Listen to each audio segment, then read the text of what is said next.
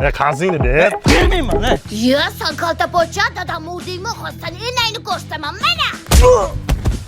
Puli chiqar. Mana. Bilib qo'ying dada, menda o'g'lingiz bor ekan, hech kim sizni xafa qila olmaydi. Men sizni hammadan qutqarib yuraman. Bankdan keluvdik, eshigingizni oching. Oppo, kreditim bor-ku, endi nima qilaman? Ne переживай, paxan, xalaskoringiz shu yerda. Bu problemadan ham sizni qutqaraman. Uyda kimdir bormi? Uyda hech kim yo'q. Kattalar ustimdan quflab ketishgan 3-4 kunda kelishadi. Keyin xabar olarsiz, brat. Bo'pti, unda 4-5 kundan keyin kelaman.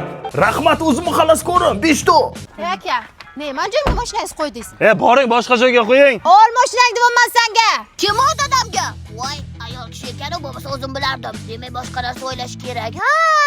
Joying boshingdan qolsin.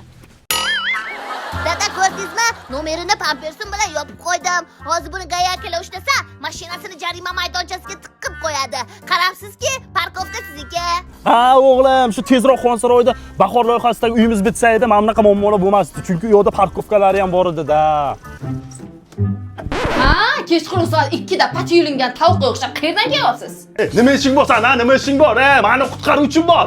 O'g'lim! Bilib qo'ying dada, bu dunyoda sizni hamma narsadan qutqarishim mumkin, lekin bu ayoldan hayotda sizni qutqara olmayman. Qoching, oyim kelyapti.